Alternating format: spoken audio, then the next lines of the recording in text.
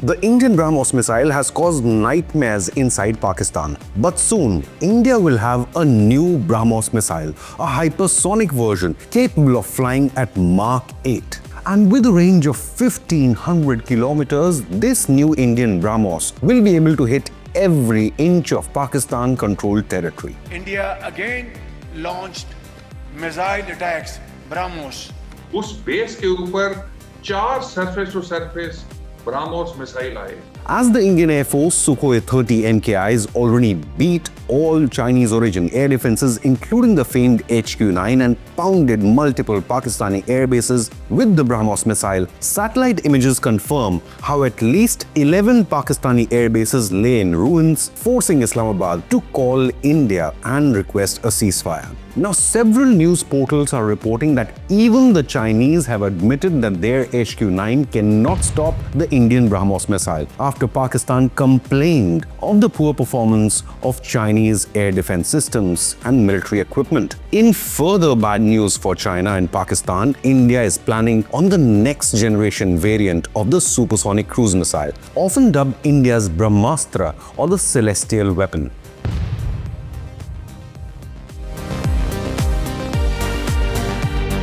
India is set to fast-track the development of its next-generation hypersonic missile dubbed the BrahMos 2. BrahMos struck fear in the hearts of Pakistan military, especially on the first night of the conflict when the Indian Air Force used it to neutralize a terror HQ in Bahawalpur, Pakistan, nearly 140 kilometers deep inside Pakistani territory. As the visuals flashed all over the world, Pakistan military could not deny it. They were powerless to prevent an Indian military onslaught. To cover their own shortcomings, Pakistan government and the military started peddling lies over downing multiple Indian fighter jets, even though they did not have any concrete proof. It's all over the social media, or Indian social media, not on our social media. The Indian side has admitted a couple of Indian jets may have been damaged, but that's a small price to pay for establishing total air dominance over Pakistan. And now India is upgrading for the next conflict with the BrahMos 2. It's a collaboration between India and Russia under the BrahMos Aerospace. India is accelerating the development of this ultra-high-speed hypersonic missile, representing a huge technological leap. Reportedly, high-level consultations between India and Russia for this hypersonic missile are in the works. Another example is the privileged strategic partnership between Russia and India.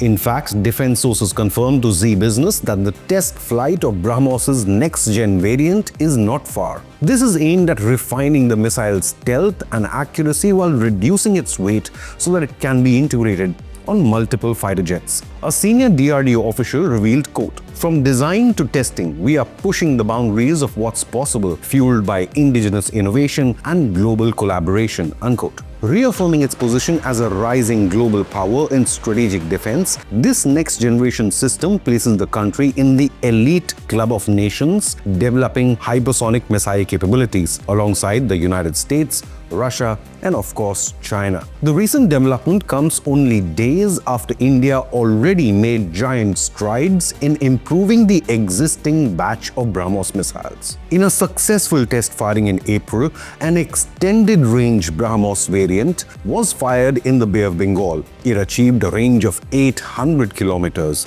a huge upgrade from the original 290 to 300 kilometers. On the 16th of May, DRDO's Dr. Sudhir Kumar Mishra, while in conversation with Money Control, described BrahMos as a very potent universal weapon that strikes with unmatched force. He added, quote, 2-3 weeks back, we tested a hypersonic engine. Soon, we will come out with a hypersonic missile that will reach Mach 5 speed. All the technologies for BrahMos were developed in-house by DRDO, unquote.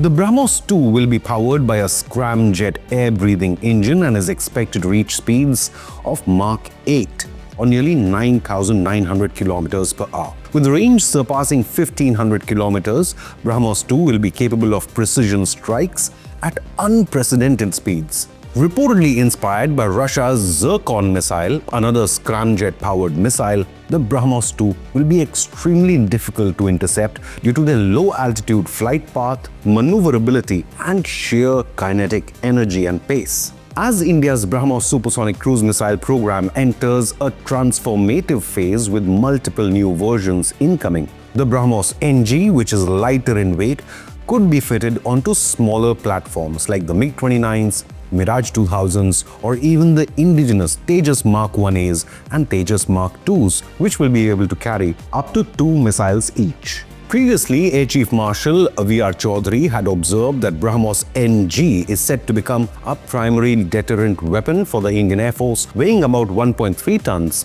down from the earlier 2.9 tons. Defense sources reveal the development of this compact air-launched version of the BrahMos is already at an advanced stage. The official stated, quote, BrahMos NG is a sleeker air-launched missile than the current variant and is in advanced stages of development. It should be ready for flight testing in a year or so, unquote.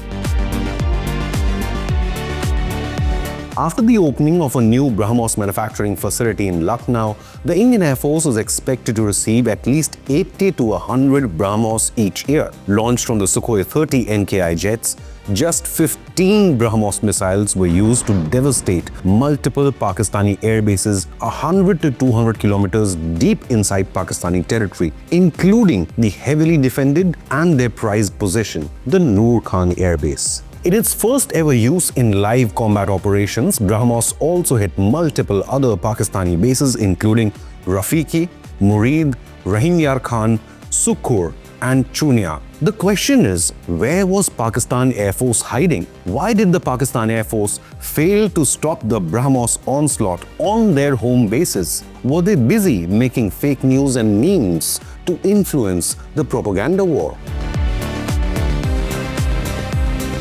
Pakistani air bases in Skardu, Bulari, Jacobabad, and Sargodha also suffered extensive damage at the hands of the far superior Indian Air Force. India's strategy seemed to be, if there are no Pakistani air bases left, then how will their fighter jets even fly? The strategy seems to have been effective, even if a couple of Indian fighters were damaged in the process. Reports suggest one of the BrahMos missiles even destroyed a Pakistani AWACS aircraft stationed in the hangar of the Bulari Air Base. Indian Home Minister Amit Shah stated, quote, as our indigenously developed BrahMos worked to destroy Pakistan's air bases, its air defense system, borrowed from China, remained unused. Our air forces carried out precise attacks and inflicted heavy damage on many places in Pakistan which were considered impregnable, unquote. Pakistan's Prime Minister Sharif also confirmed that their prized Noor Khan Air Base in Rawalpindi was destroyed by the Indian Air Force using the BrahMos. He confessed, quote, on the night of May 9th and May 10th at around 2:30 am, the Army Chief called me from a secure line to say that India, through its ballistic missiles, had attacked us. One missile hit the Noor Khan Air Base and some others have hit other areas, unquote. The statement indicates Pakistan's leadership acknowledged failure to intercept India's BrahMos storm. All they could do now was spread fake news and propaganda to save Islamabad from this global embarrassment.